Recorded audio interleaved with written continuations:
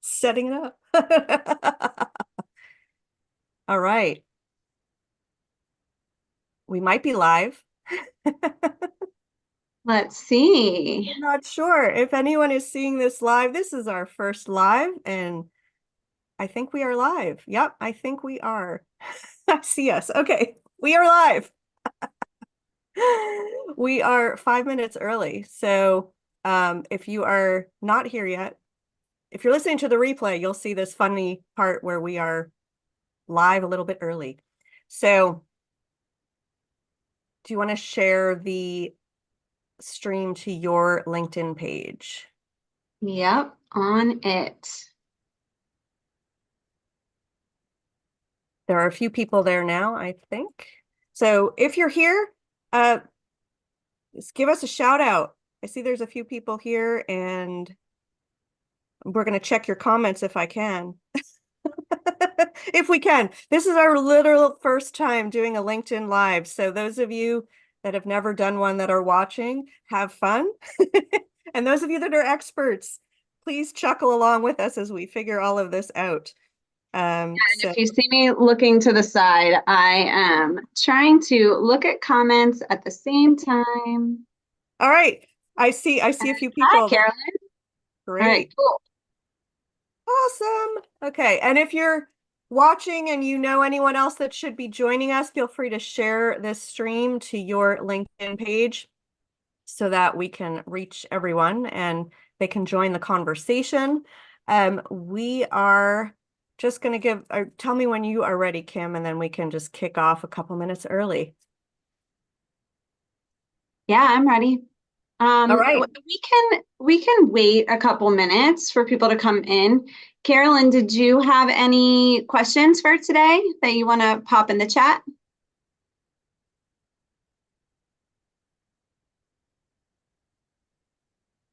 I'm just excited that it like seems to have worked. Yeah, it was seamless.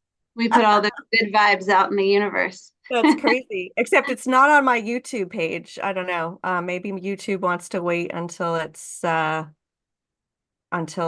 o'clock. I'm not sure. Who knows? Cool. Well, I'm super excited for today and to talk with you all things travel and wellness. And you have some really cool stories. So hopefully we'll get into some of those because I haven't gotten Yep. to pick your brain enough. I know. Oh, people love picking my brain. Do they love picking your brain? I feel like how much brain do we have left after all the picking? Yeah. People are definitely always very curious about the travel life. Um, They are. It's very fun. And it's one of my favorite conversations with people is when I think there's just a belief that, the travel lifestyle is only for some people. And there's a lot of assumptions about, you have to be wealthy or you have to be a hobo or, all kinds of things. And I'm delighted to basically be able to show people that it's possible to do it in so many different ways, and you don't need to be wealthy, and nor do you have to be a hobo to do it. So it's pretty cool. yeah, exactly. All right. So I'm just checking my page really quickly. Yep. Um, Wealthy, and nor do you have to be a hobo to do it. All right, so there we go. Turn the volume down. Okay, so let's see. All right, if you are live and watching us, we're just waiting till noon, so that's in 2 minutes. We expected to have a lot of technological hurdles to overcome, so we ended up being earlier than we expected. But if you're here live, if you want to just give us a shout out in the comments, if you have any questions that you've come to this call with, please feel free to drop those in the comments so that we can pick those up as well. yeah, and let us know where you're listening from. I'm here in Maryland. Um, Today it is sunny. It's actually in the 50s. which isn't too bad, although we had almost 80-degree weather this weekend. So here in Maryland, weather gets a little wild around this time. Not Cool. Sorry for the, there we go. I'm just making sure. There we go. Okay. So now I see we are live on YouTube as well. So if you are joining us on YouTube, also please make sure to drop any questions or comments you have down below this live stream so that we can make sure to get to those. All right, it is 12. So are you ready, Kim? We should just kick off. Yeah, let's All get right. started. Cool. Well, we are both really excited to be here. So Kim and I had a chat. We thought, so I love talking all things full-time travel. Kim loves talking all things wellness and travel. And we thought the combination of wellness and travel would make for a lively conversation, because while full-time travel is fun and exciting on its own, so many people love to travel with well-being in mind. So as we mentioned before, we are periodically going to be checking for your comments and your questions. So if you see us kind of looking down or like looking like one of us is talking and the other one is doing something else, we are not playing games. We are just looking to see if you have anything you'd like to introduce, any questions or comments. By way of a quick introduction, my name is Heather Markel. I have been traveling full-time since I quit my job, and I started in January of 2018. So I'm going into year 7 of full-time travel, and I am now also a travel lifestyle coach. So I teach other people how to live this lifestyle by helping them understand how to afford it and how to get started. Kim, why don't you introduce yourself? Hi, my name's Kim Brooks, and I am a holistic wellness practitioner. So I create transformational wellness, healing experiences, blending yoga, meditation, breath work, and Reiki or energy healing. So virtual, in person. I was an international teacher for 5 years. So I taught in Morocco, I taught in Taiwan, and I traveled all the time, which really opened my eyes to a whole different world. But also in my travels, I was and entered a world of wellness and found the wellness community to be really open and accepting. And I tried so many different healing modalities across different countries that were new to me and just like led me outside of the world of elementary education. And so I resigned in 2022 and here I am. So teachers are my people. Um, but well-being is now my passion. So Great. happy to be here. Yes, I'm so happy that I'm literally happy that we are both here. Like that Yeah. works. So we did get a few questions in advance, so we'll start with those questions. If you guys during the live stream add on, we will take your questions, and if not, we'll just go with what we have. And so the first question was about food and travel. So the question is around what countries do you recommend for healthy eating and especially gluten-free eating? And what's it like traveling internationally and finding healthy gluten-free food? So Kim, do you want to start that one? Yes.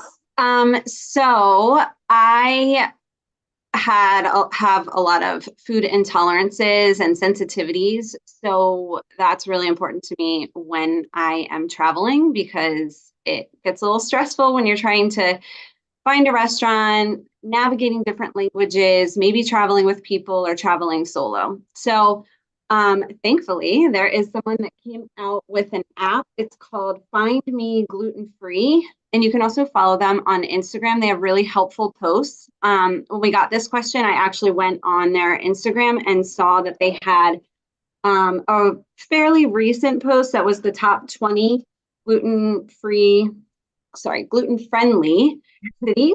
So top was Portland, Oregon, right here in the US, Madrid, New York City, Paris, and Rome. Those are the top 5. So you can check out their Instagram. I would definitely go on Pinterest. I have a whole lot of different saved folders in my Google Maps. So one is like for gluten-free, I'm also dairy-free restaurants. I have one for yoga studios, one for stand-up paddleboard locations, and then I have one per country. So I just save different places. So while I'm doing my research before traveling, I might have a gluten-free section on my Google Maps and just star them and label them gluten-free. If you need more information on how to do that, let me know. That's genius.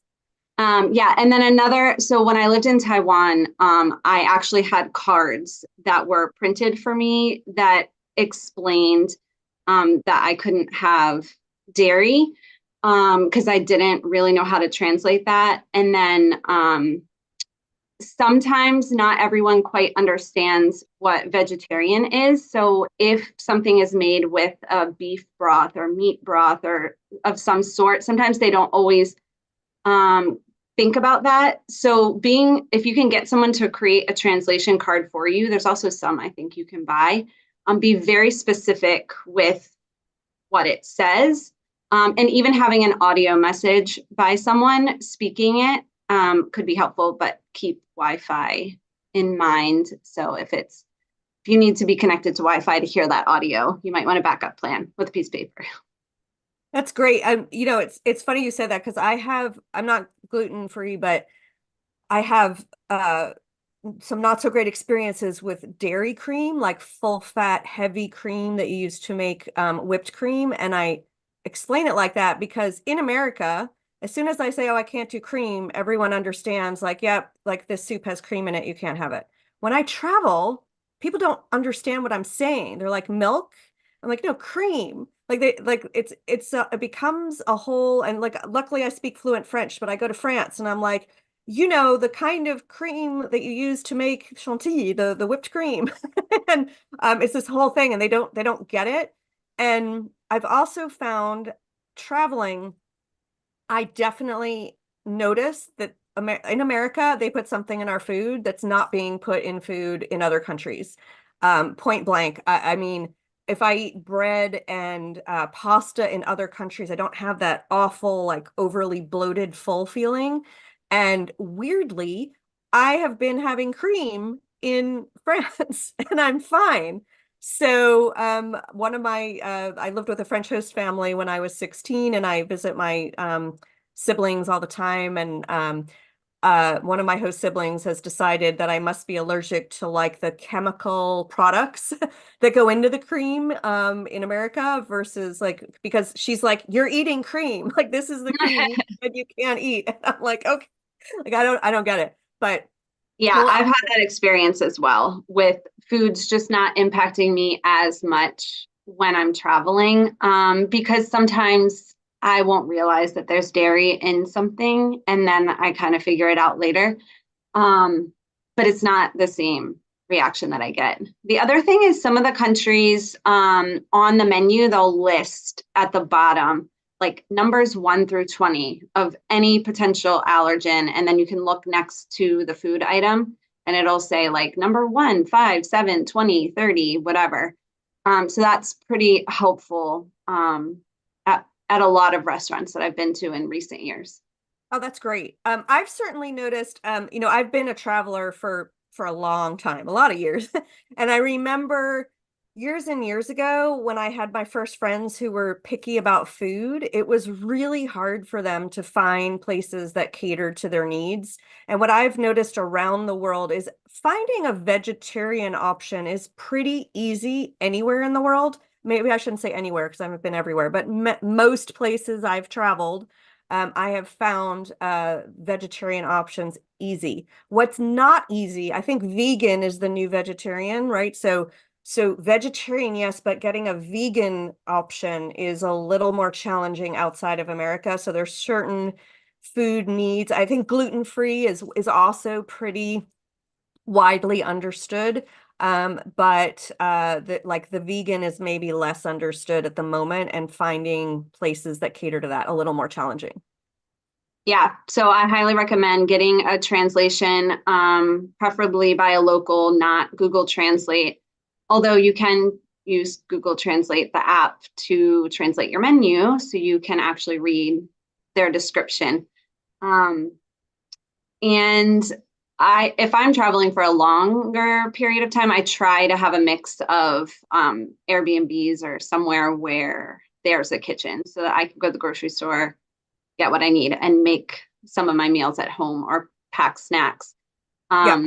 And it's not a bad idea to bring some of your favorite snacks from home that are good for you with you. You don't have to pack an entire suitcase of snacks, but it's nice to have some comfort food. Yes, I agree. And also because when you like, depending on the airplane, if you eat the food, like just having something when you that journey from the airport to wherever you're going is often longer than you planned. And even if you had the breakfast on the plane, you end up like your body's all out of sync if there's a time zone change. So having that snack is really helpful.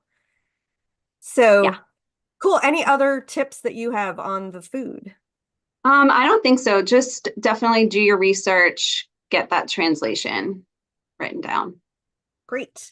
I took a quick check on the feeds. I did not see any other questions, so we'll move on to the next one that we received, which is around solo travel. Or actually, sorry, that's not yet.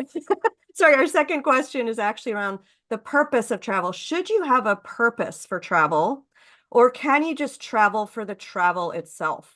And this one is such an interesting question. I actually just started working with a client recently who said, I don't want to just feel like I'm booking a long vacation. And especially if you're traveling full time, there is this question of purpose that comes up. And I know when I started, I was looking for the purpose. I before I went, I was desperate. I was like, what's the purpose? I need this purpose. I need a goal. I need to be able to like measure whether I'm meeting my goal. And it was a very corporate mindset I was bringing into my travels, and it wasn't working out for me. In some way through like a few months into my travels, I was feeling like I, I haven't found my purpose yet. What am I doing? And it got really, really frustrating. And ironically, I met a man, I was in Easter Island in 2019, and I met a guy who was like maybe 25, and he was just finishing up a year and a half of full-time travel. And he said to me, and I know this is a quote he didn't say, but it wasn't in my mind at the moment, but he said to me, it's about the journey, not the destination. And his comment just reverberated through me. And I was like, oh, the actual act of the travel is my destination. It is my goal. It is to see these places. I mean, when I look at it, that sense of, if you've never had that moment of absolute presence to your life when most of our lives, I think we're in a place, we're talking to somebody, but our mind has verbal chatter going on that's sort of like you're aware of being in your head and in in real life. But this feeling where you're in real life, there's no chatter at all. Your eyes are seeing what's in front of you. You can smell it, you can taste it. That is one of the most profound experiences I have ever had, which I had through full-time travel. So it's this act of having all these sensory experiences through travel that I think is one of the most magical purposes that you could have. So, in my opinion, I don't think you need to have another purpose, but you can. There are plenty of people that want to do volunteer work or, take a class, learn a language. So those can be your purposes as well, but there's just no one right way to do it. They're all right, and it's all for you to pick. I don't know. How do you feel, Kim? Yeah. So my very first international trip was, I think I was 20, 21, something like that. And I had broken my leg, so I had a lot of time to plan this trip, and I had all the guidebooks. We weren't really looking on the internet back then. And, marking off all these places I was going to go. I was going to actually go by myself, and then a friend came, and I have family in Italy. And so I had all these things planned out. We were staying at this certain hotel. They pick us up at the airport. They want me to go stay at the apartment across from my cousin's house because the people that live there were out of town for a while. I'm like, well, that would never happen here. Here, my neighbor's out of town. Just go stay there for 10 days. So I kept telling them, no, we have something already booked. And they were very adamant that we should stay there. So we stayed at the hotel the first night, went and stayed in this apartment. And honestly, like we kind of threw all the plans out the window. And so sometimes you don't quite know what kind of traveler you are. Like I was going with a purpose. I wanted to connect with my family, who I had never met before.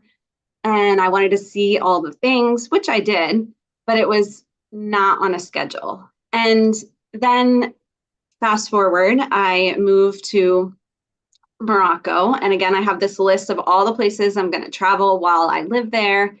And there was a vacation. It was probably a couple weeks after I arrived there. We had a 5-day vacation. And I'm like, oh my gosh, where am I going to go? And I really wanted to go on a yoga retreat. I couldn't find one. So I end up going on vacation with my principal, which also would not happen in America. So my principal and I, we go on a road trip down to this resort that has yoga every single day. And yeah, so that idea of it's not about the destination, it's definitely the journey. I kept trying to be, planned out and have all these, things figured out in advance, but I realized I'm more of like a wanderer and explorer. So I'll usually look ahead at options. And if it's something that you have to book 6 months in advance, 3 months in advance, I'll try my best to do that. Or maybe I don't see it this time and I learn that if I ever go again, I should probably book that in advance. But once you start letting all that kind of go, your vacation just becomes more fun and enjoyable, and you're open to new experiences. So I don't know. I like a little bit of both. That's actually really great because you bring up a great point, which is, oh, and sorry if you can hear the helicopter over, they're not coming to get me, but um, I, it's either the helicopter or like sirens. But anyway, I think we can often, on vacation, your plans sometimes like the flight can be delayed or the tour operator cancels, things don't always go as planned. And I've learned as someone that went into full-time travel as a pre-planner, like literally every detail pre-planned in advance, that in fact going with the flow makes the experience so much better because then it's like, oh, well, the flight's delayed. Okay, so I'll show up a little later. Or, tour operator canceled. Okay, I'll do something different. So I think with purpose, it's the same thing. While you might have that purpose of seeing this certain site or, getting to study basket weaving in Panama or, whatever it is, you will find side purposes that you didn't expect. And that's what I love is just leaving the journey open to connect you with a purpose that you just had no idea. And in a million years, you could not have seen that purpose coming. So I think that's a beautiful part of it. yeah, actually, so this was 2015. This is what led me into my world of international teaching. I went to visit my friend in Malaysia, and at that point in time, Obama was there for the ASEAN summit. Like I got to be in a room with him. Like all these unexpected things were happening. And my friend and I had booked a couple days to go to Thailand. So we go, and we wanted to rent mopeds, but neither of us rode mopeds. So I sat on it, didn't even turn it on. I was like, no, I'm not driving this thing. I have no idea what I'm doing. And she's like, well, let me just try. So she sits on it, shoots off over this bridge, like on the path, and turns down the road. And is the guy, he's like, I don't think you guys should do that.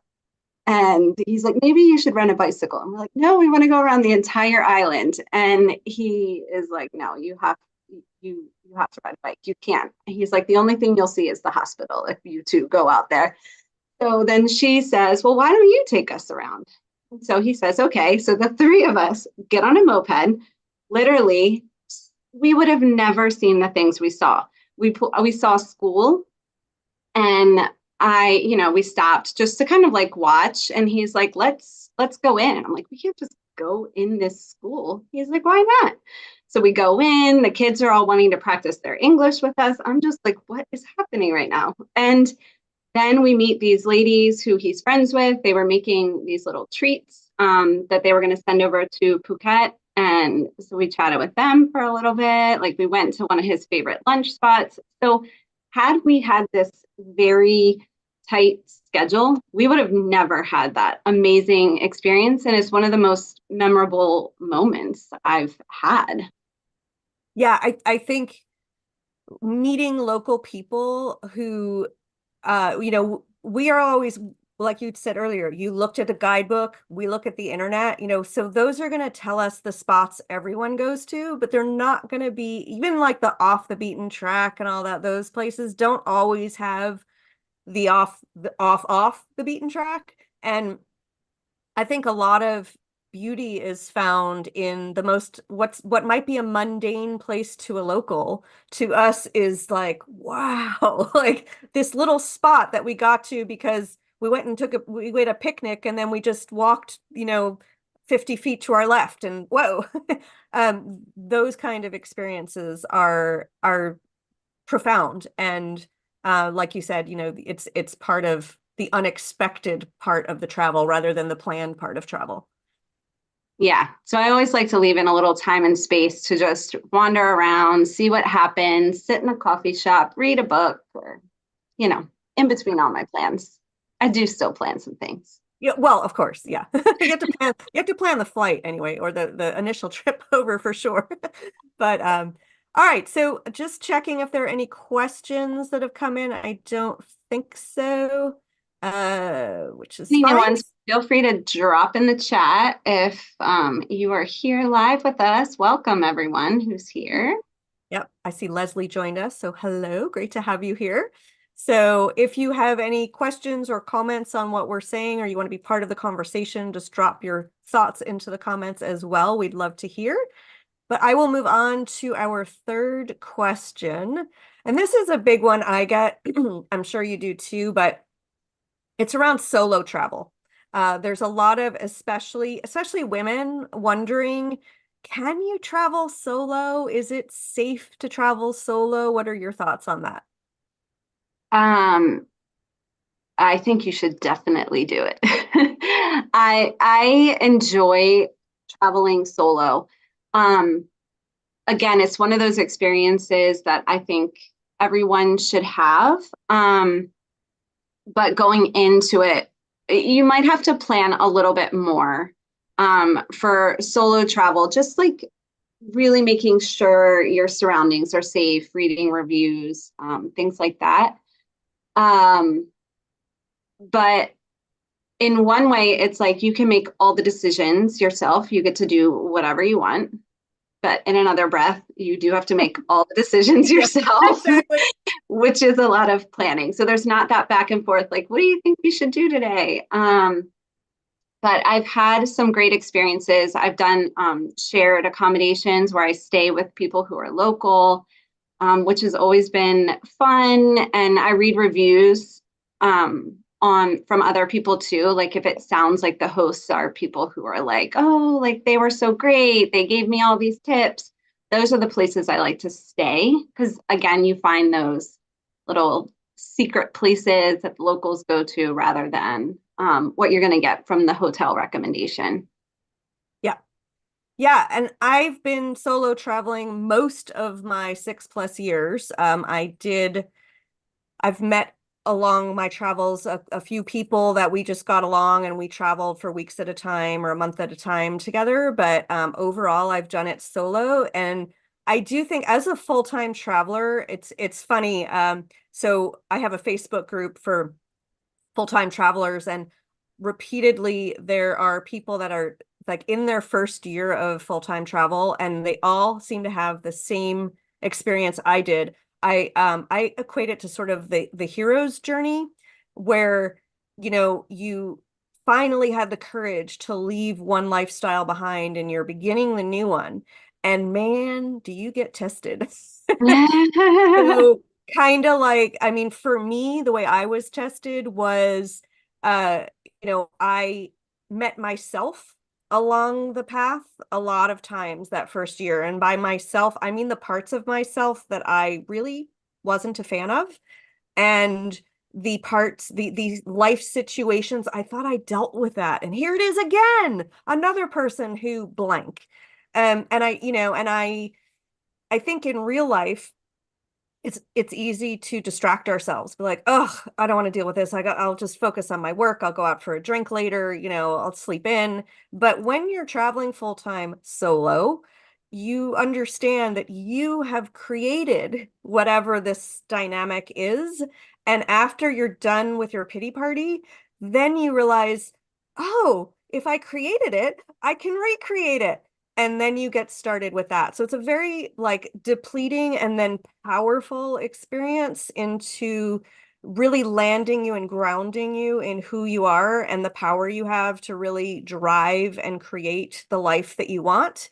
And a reminder, if you don't have the life that you want, well, figure out what's missing and go make it. And so I think solo travel, like you said, it's I don't think I'd have had a lot of the epiphanies and growth, personal growth that I had without traveling solo. However, I do think I did meet a guy and I traveled with him for a month. And so I actually enjoyed the companionship that offered. So I do also think, and also throughout the pandemic, when I was marooned in New Zealand, I kept meeting couples who had been locked in together for, months at a time, and they were still solid. And it was really interesting to see how the journey of travel, while you're always together and there can be problems, that in a couple as well, you can have profound moments of growth and reconnect with yourself and reconnect as a couple and understand like what you both need to maintain this beautiful connection that you have. But as a solo traveler, the other angle, of course, is safety. And I get asked about that a lot because, as women, we do have, unfortunately, a different set of, concerns than a man usually has. And my experience is, you need to educate yourself when there's a lot of places in the world that are known to be. I was just in Cape Town, South Africa for the second time. It is one of the most dangerous cities in the world. I knew that going into it. So make sure that you know where you're going. Make sure that you're always aware of your surroundings. I think if you are, if you are smart and you just don't go where people tell you not to go, you will avoid an entire series of bad things that could happen to you. I also have found as a solo traveler, a lot of people, it's almost hard to stay solo. I don't know what you found, but if I'm alone at a restaurant, like usually if I don't start the conversation off with the table next to me, they'll usually start the conversation with me. And I have met so many people because I am solo and because we're more like people are looking to connect. And so that's really beautiful. So I think it is very possible to be safe as a solo traveler.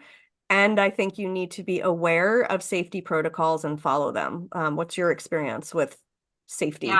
I mean, I would take everything you hear, especially in the news, with a grain of salt, and really do your research, connect with locals if you're going to somewhere that seems pretty dangerous. I mean, I also enroll in the STEP traveler program through the American embassy, just so in case there was something, they know where you are and you get alerts and things like that. But I mean, I just traveled to Bogota, Colombia, which, is not a place that is recommended by the government to go to, but I was fine. I followed safety protocols and also you have your intuition. Like you can look around and feel the energy and be aware of what's happening around you. I lived most of my adult life in Baltimore City here in Maryland, which is a big city with crime, guns, things like that. And um, I just, was always on alert. So when I travel, I do the same things as at home. But honestly, I didn't feel unsafe in most places. So that is my thought with safety is, again, just and not I personally don't stay out very late into the night if I'm traveling by myself, unless I'm with people who are actually like going back to the same place that I'm going to. Um, I don't really drink when I'm solo, or if I did have something, it would be maybe earlier in the day. So again, I'm that's just how I have chosen to travel solo. But if you're traveling solo, one thing I always do is I like historical walking tours, and they have free tours in most cities, and you tend to meet people, and the guide will give you suggestions. I go on meetup groups. There's always different ways that you can connect with people if you choose to. Um, so Absolutely. I think that's and we Kim and I talked about this yesterday. I'm by a window with very poor shade. So as you see me getting dark and light again, don't construe that it's like it's not magic. It's just the sun competing with the light in front of me. So apologies for that. But yeah, I love and what you said about the travel.gov, the STEP program. Uh I'm on that too. It's a and if you're listening to this and you are not from America, your government has a program as well, and you should research it and you should absolutely sign up for it. I'm still uh I left the emails on, so I received government embassy alerts all the time about, whether a lot of them are simply like, oh, you can get your passport renewed, but sometimes it's, about a demonstration that's expected, and, you should avoid a specific area. So it's actually quite helpful information. So I think that's a great tip. And I do the free walking tours too. And what I love about those as a full-time traveler is I've had a couple of experiences where I met someone like I think in 2022, I went to Zagreb, Croatia, and did a free walking tour. Happened to meet, I met like 4 or 5 other solo travelers, one of whom was from Holland, and like me, had been traveling at that time like 5 years full time. And we went out for a beer, had a great time, and then we happened to be in Bosnia and Herzegovina at the same time, and we met up there.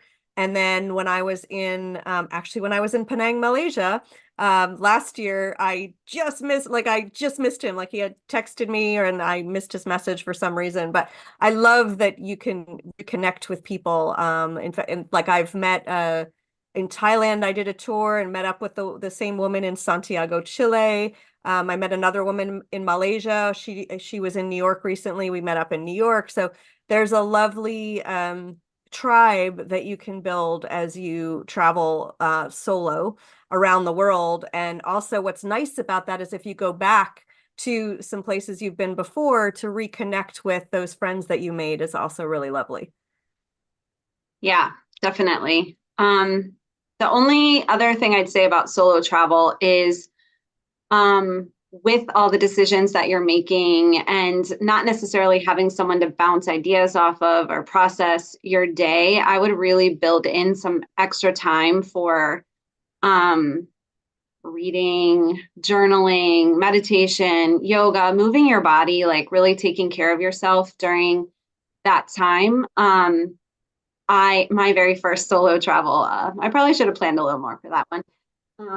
But I was staying at a shared place. It was really far. I got kicked off a bus, not 100% sure why, on the side of a mountain with nothing in sight. So I find a place. This guy calls his grandson who spoke English. So now I'm on the phone with him trying to explain to him that I have no idea why I got kicked off this bus. I think it wasn't actually on this day, it wasn't going where it had been going every other day, is what I think happened. But that was a really stressful situation. And I didn't really have time built in to like decompress. Now I have to go back. I'm late for dinner at this host family. The next day I had something planned for the whole day. So my first experience was a little bit stressful. had I had Heather in my back pocket, I might have been a little more prepared for these kinds of things. But yeah, so just keeping that in mind, really build in that time for taking care of yourself while traveling. Yeah, and by the way, Cindy C says such good information. I have not traveled outside of the US. This is so good. That's great. Leslie, I have traveled solo. I've always enjoyed it. As Kim said, I appreciated making all the decisions. That's right. Yep. I love Heather's message about creating and recreating. Yeah. So thank you for your comments. And I think, not to be look, I want to be honest. There may be times that things happen that you have to deal with. I certainly have had a few experiences that could have been a lot worse than they were. And I will tell you, you mentioned something earlier that I do think is that the crux of successful solo travel, and that is your intuition. And it's when I have doubted my intuition even slightly, or just not listening, the voice was there, but I was like, oh, it's okay.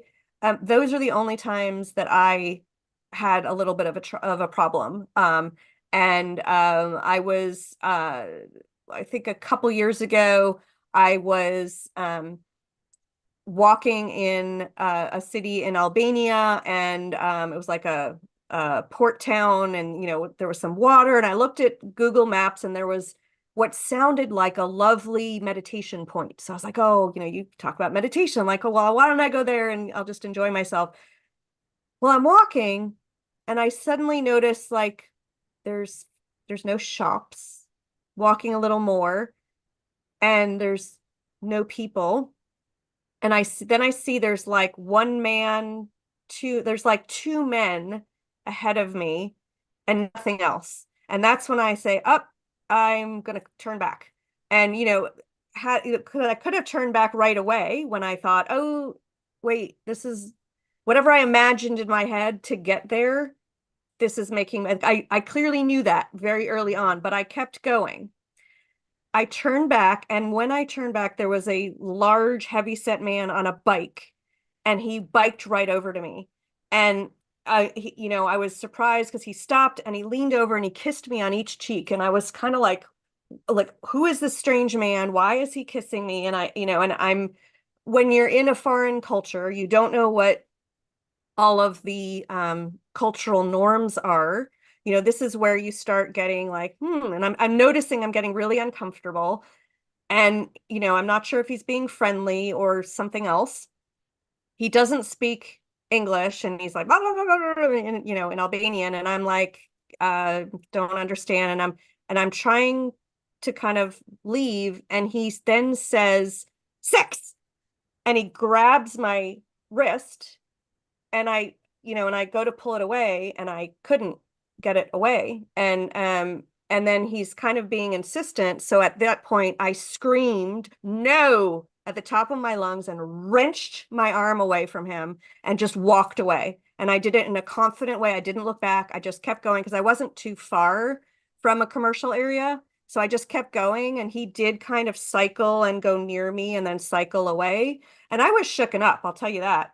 But because I'm like, wow, if I had kept going, that situation could have been a lot worse. And the other thing I've noticed in my travels is, I don't know about you, but I have had guardian angels.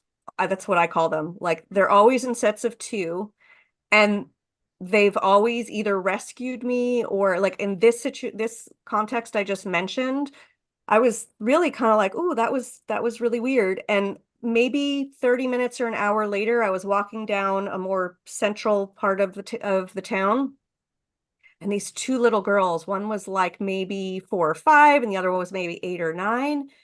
They like want to play with me. They want me to take their picture. They want, like, literally, they wanted to engage me in play. And I realized later, like, they completely took me out of whatever anxiety, whatever fear I had, and they just helped me immerse back into my sense of curiosity and play and delight. And I really consider them guardian angels for bringing my energy to a better place. And I have countless stories where, I mean, people have been there for me, like, that were strangers that were just took care of me. And I think it's more than coincidence. So I would say when you need people, I also talked about in another LinkedIn post, karma. I do think that what you give to others is what you receive. And I have received such beautiful karma from other people that I try to pay it back and like build that karmic energy so that I keep it going. Yeah. Um, yeah, I've definitely had experiences. I mean, I say to people all the time, it's amazing I'm still alive with, I mean, not even just traveling, just in life, where I'm like, Yeah. yeah, I'm going to do this thing, which I am very much a planner and like to think things through and overanalyze to the nth degree. But also every once in a while, I'm like, yeah, I'll definitely do that thing. I like to say I'm adventurous, but with my feet on the ground. I'm not going to jump out of a plane, go bungee Yeah. jumping, anything like that. Yeah. But yeah, I'll, sell all my stuff and move overseas like that.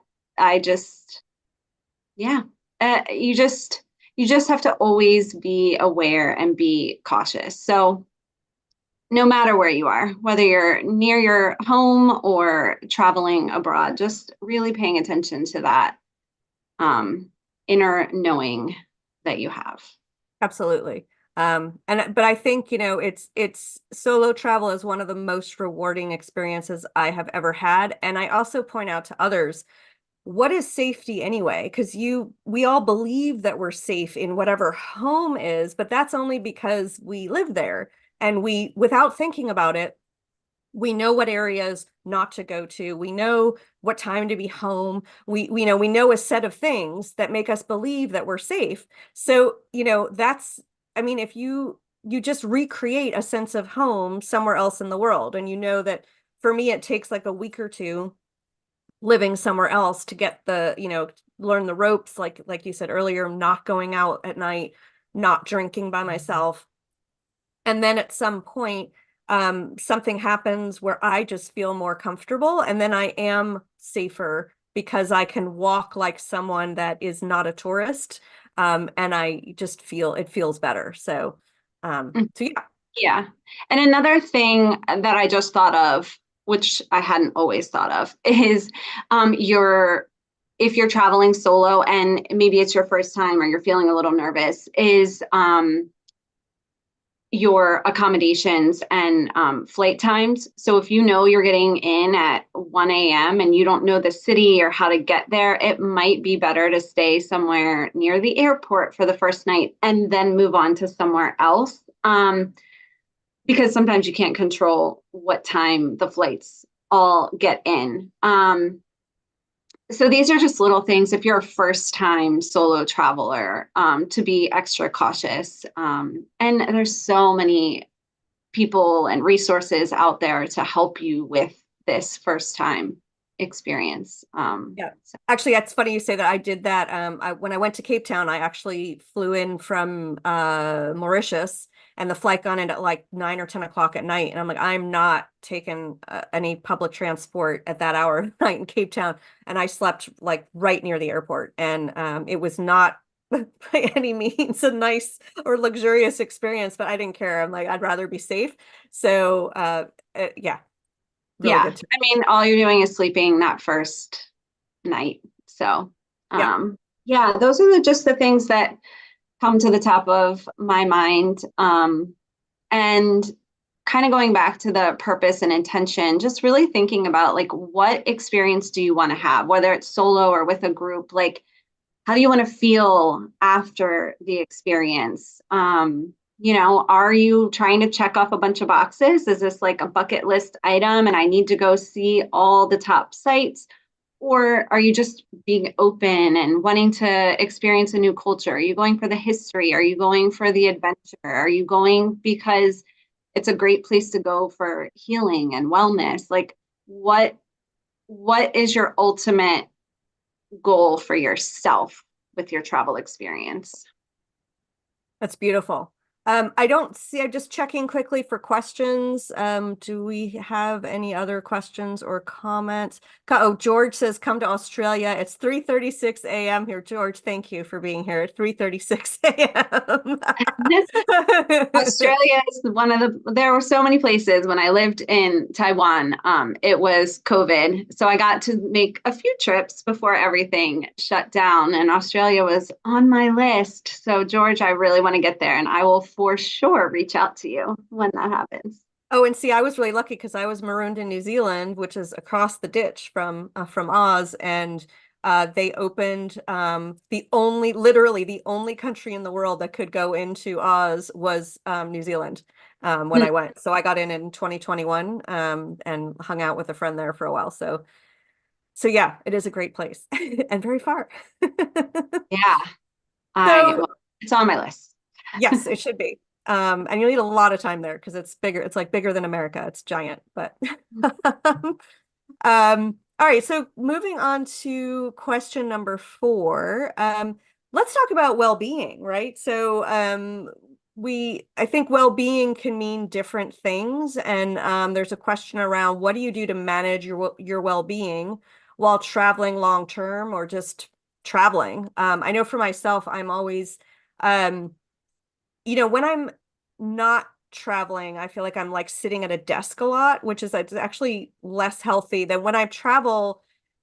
I find that, I have a watch that tracks steps. And by the way, also note for whether you're solo or not, travel, like don't bring an Apple Watch. I have like a cheap, I don't know what Xiaomi or something like, so, you don't want to be a target for theft. So, but it's a cheapo watch that tells me my steps. And pretty much every day when I travel, I get back at the end of the day and I'm like, why do my feet hurt so much? And then I look down and I see I've walked 25,000 steps. And it was, I don't know why when I travel, it's it's like it took no effort, but when I'm in a place I know, I feel like, oh God, I really should walk 20,000 steps today, but oh, I've already seen all these streets over and over. I've been to that park. Like this seems boring. So I love travel for wellness in terms of like physical health. I find it very easy in terms of walking, and then in terms of food that I'm eating. I'm on a budget, so when you eat on a budget, it's almost easier to like eat better because you kind of eat less naturally, and the food is probably going to be, it might be less expensive to have that salad or that that sort of healthier option than a burger or, whatever else you could get. So that's some of the ways that I've done it. But Kim, what's your take on wellness and travel? Um, yeah, so I one of the first things I always do is I look up yoga studios and try to see if any classes mix in with my travel plans. I already mentioned before about having a kitchen if possible.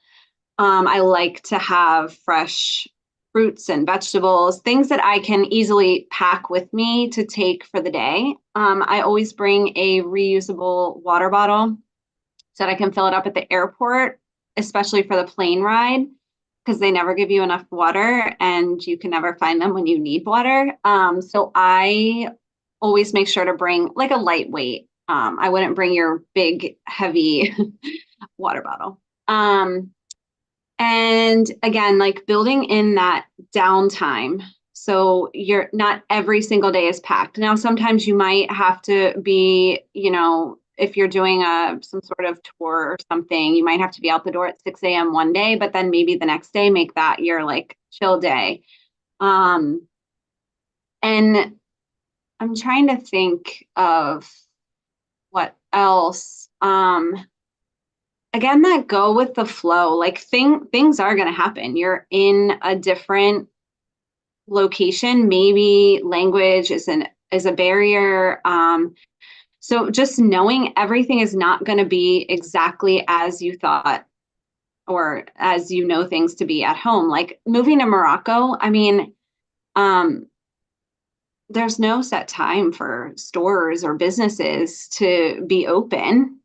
So maybe you go at 9 a.m. because yesterday it was open at 9 a.m. and then today you needed this thing and it's not open at 9 a.m. Well, there's Yeah. really nothing you can do about it. It's not open. You can't go there.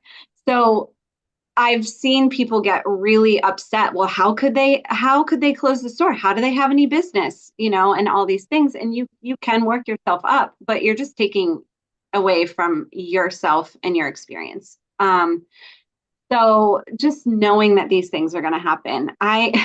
So living in Morocco, I had my cousin had come to visit and we went to Marrakesh. I drove there and he had to be at the airport the next morning. So we pull in this parking lot and I asked the guy, I think I asked the guy, I don't know what I said or what he said, but in my mind, he told me we were going to be able to get our car out the next morning at whatever time because that's what I thought we talked about. So I come out, of course we can't. It's totally blocked in. I'm like, what are we going to do? And no one really wakes up early. There's no one around. So my friend, my cousin, and I were all standing there trying to figure out how to get my car out of this lot because he has to catch his flight home. And I'm trying to figure out how to, I don't know, there was like a railing. It was a situation that was not going to happen, but we were trying. So next thing you know, a couple guys come out and then some more guys come out. I don't know where they came from. And they picked up the car that was in my way and moved it out of the way. And I'm like, okay, again, experience I had never had, but people just like come out of the woodwork to help you. And so, I mean, I was kind of stressed because I did not know how I was going to get my car out of, there was literally no way out. And maybe my guardian angels just appeared with these five guys who lifted an entire car and moved it out of the way for us. Wow. Um, but yeah, and I mean,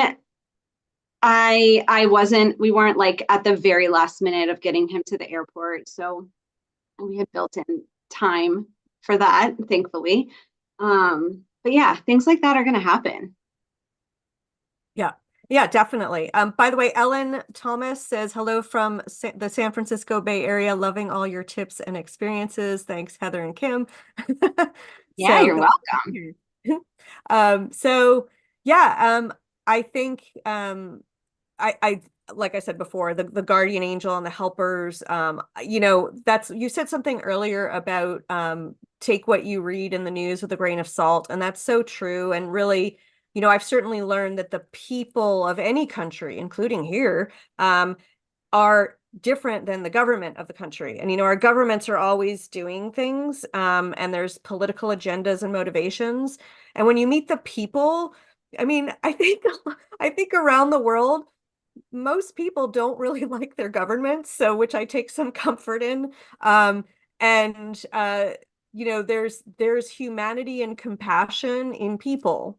So make your opinion and judgment about a country through those people instead of the government wherever possible. And I think more and more as we travel, we need to have that mindfulness, to really, like you said, take what you read with that grain of salt and be open to finding a very different experience on the ground than you expected when you read that piece in the newspaper about, whatever is going on politically and economically and so forth. So, Yeah, I mean, there is crime everywhere. There and now we have all these ways to see this crime everywhere. I mean, we have the neighborhood alert, on my phone. There's stuff literally going on around me right yeah, now, like all day long. Oh, I hear gunshots. And I'm like, I live in a suburban neighborhood that is not really unsafe, but there are unsafe things happening.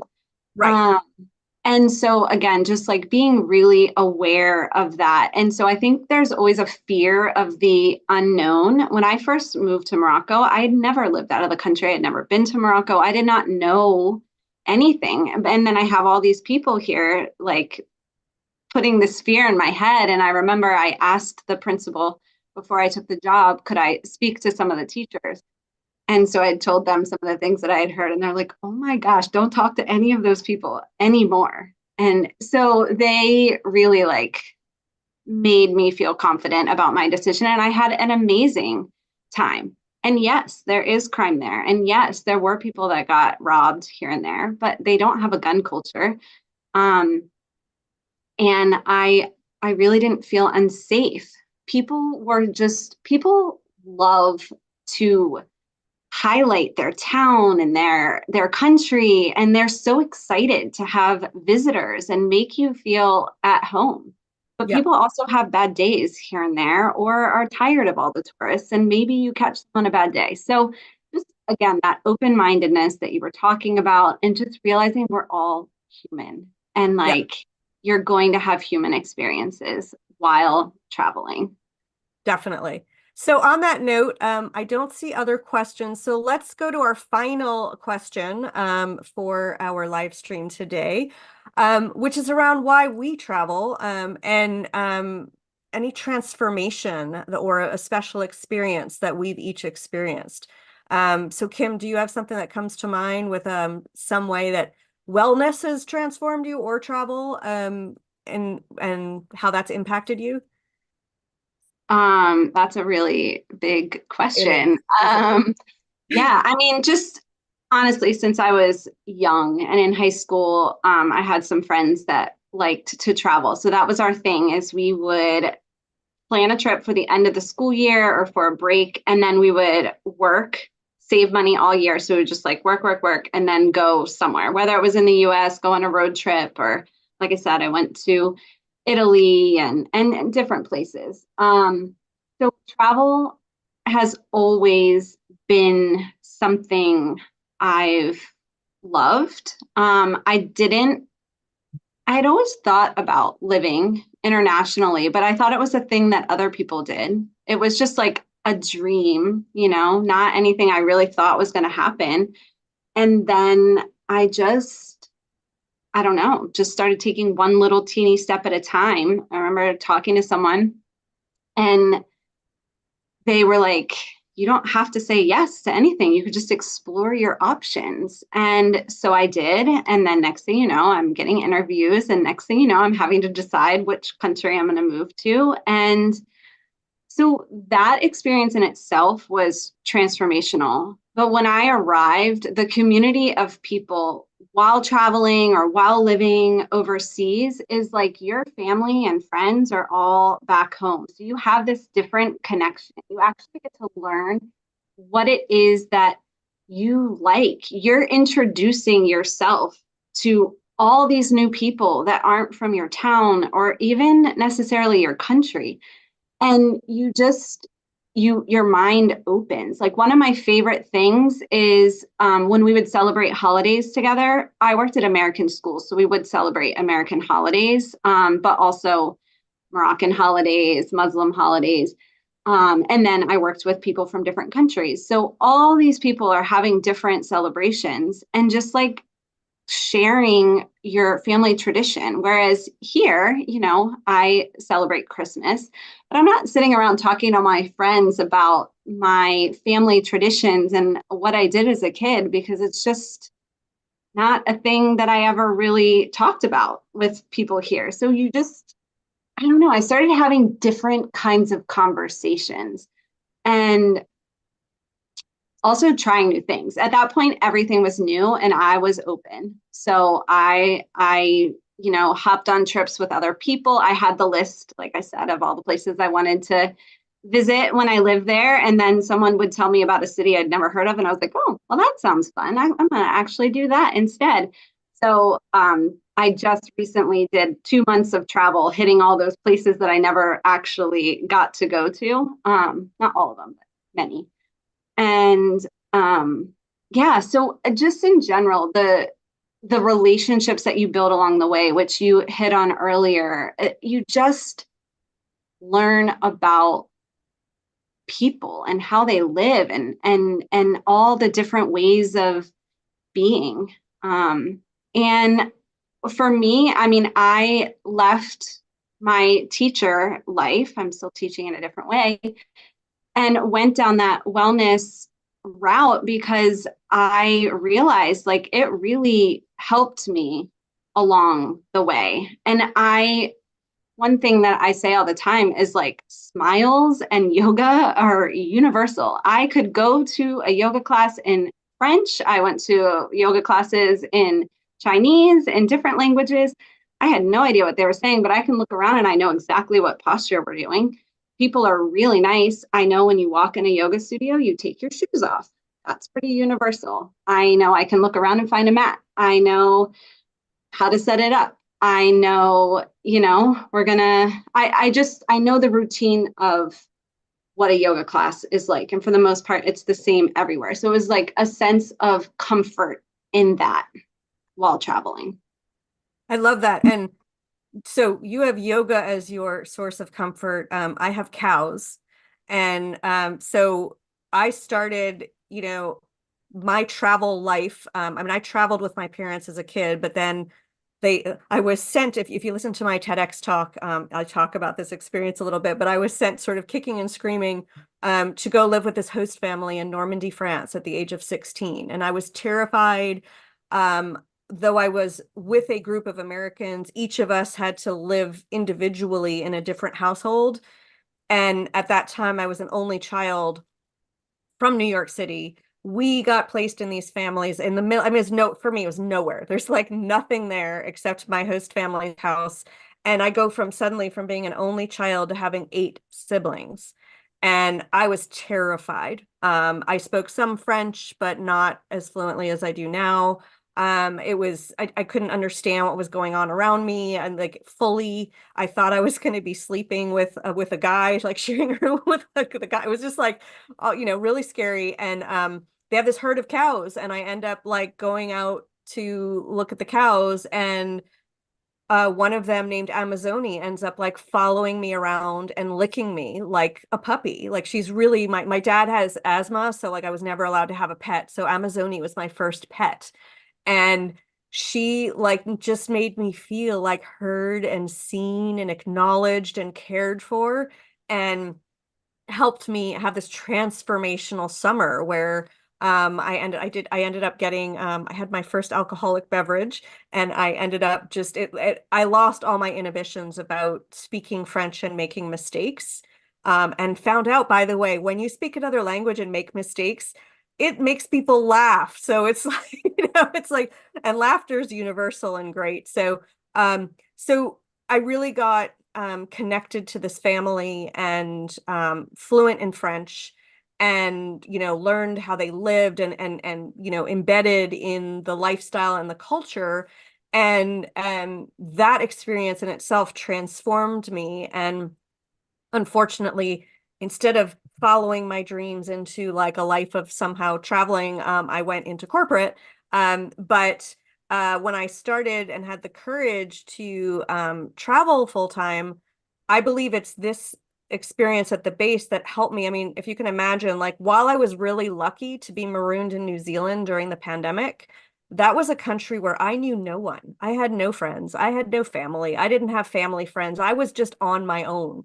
And um, the idea of being locked into a country you cannot leave, where you don't know anyone, is a little scary.